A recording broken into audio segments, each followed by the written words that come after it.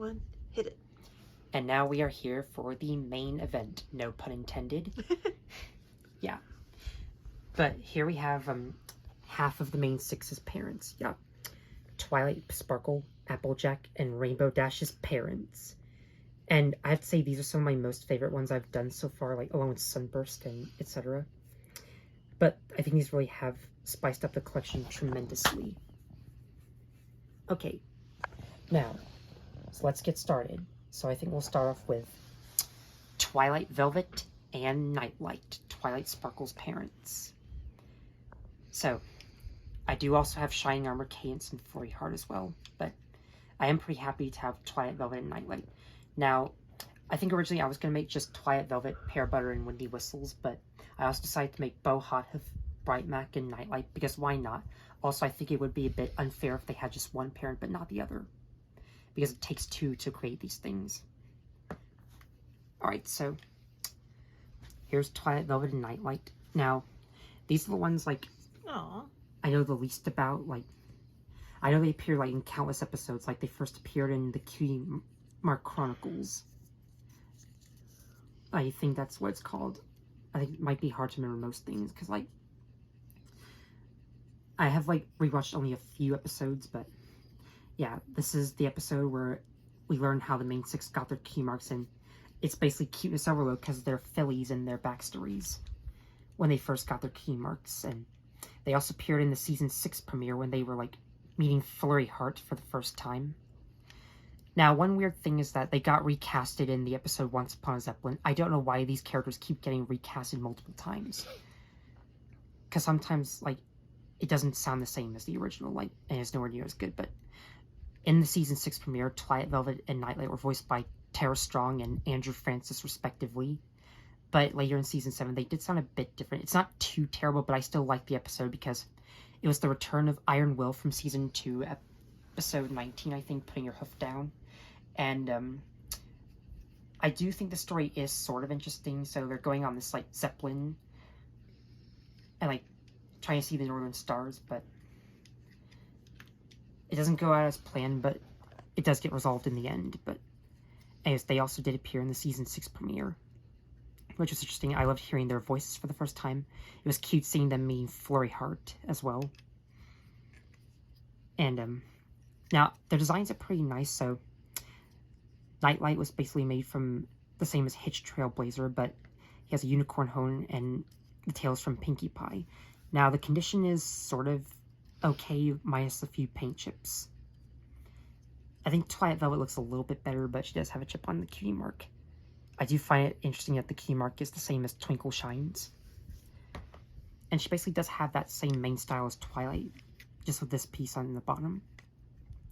And she is painted in more of a desaturated color, like gray, which is sort of interesting. So, I don't know well if there's to cover about Twilight Velvet and Nightlight, but I think they're pretty interesting. They might not be as fleshed out as other characters like Igneous Rock Pie and Cloudy Quartz, for example, Pinkie Pie's parents. So, but I do think they're interesting. Also, I should mention I really love Nightlight's cutie mark. So if you do like these characters, please tell me in the comments below. Even though they aren't as fleshed out as characters like Shining Armor, Cadence, and Flurry Heart, but they're still pretty nice, and I think they're cool. But alright, so now we have Applejack's parents, Pear Butter and Bright Mac, two of my most favorite parents of the show. So now I would say The Perfect Pair is definitely one of my all-time favorite season 7 episodes. It was so emotional, and I did not cry, but gosh dang it, it was so beautiful. So I do think Pear Butter is pretty cute. Same with Bright Mac.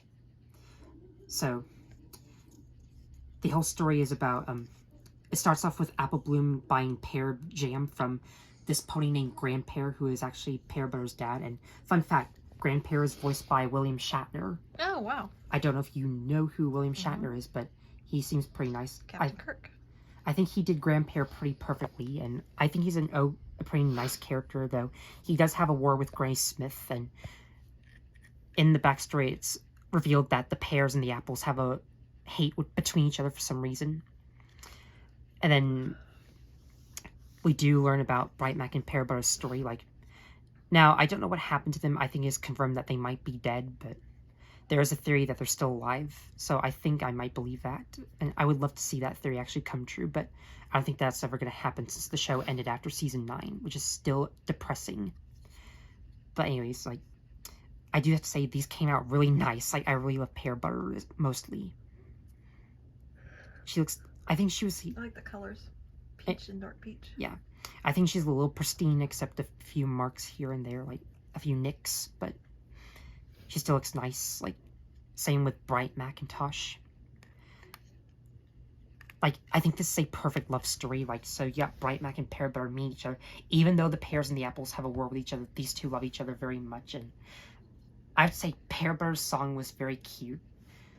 You're in My Head Like a Catchy Song is so beautiful. Like, oh my gosh, I didn't cry, but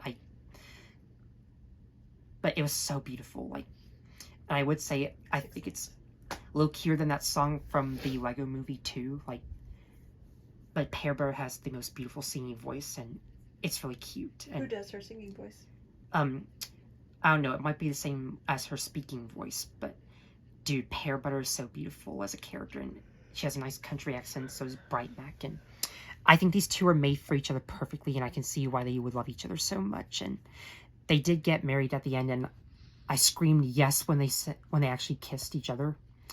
Their wedding was a bit rushed because Pear Butter and Grandpear thought about moving away, which is a bit heartbreaking, but Bright Mac actually wanted them to get married so that they couldn't move away, and then Pear Butter chooses to be a apple, and it's so cute. Aww.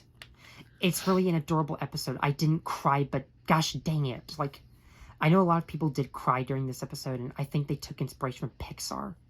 Like, this episode is really, really beautiful. I think this is an episode I would recommend it the most. Like, dude, like, it's really an emotional roller coaster. Like, it's so beautiful seeing Pear Butter and Bright Mac together. And thus, now that they've gotten married, Applejack was created. So, if these two didn't get married, Applejack probably would not have existed along with Apple Blue and Big Mac. And I should also mention that Grandpear and Granny Smith did reunite and made amends with each other after their war. Oh. Which is so cute. Like, I would say Grandpear is a pretty good character. I don't know if he's one of my favorites, but he's still pretty cool. And I do love the fact that he is played by William Shatner himself. Who plays Granny Smith? Tabitha St. Germain, the same person who does Rarity, but I think William Shatner is pretty awesome. Mm-hmm.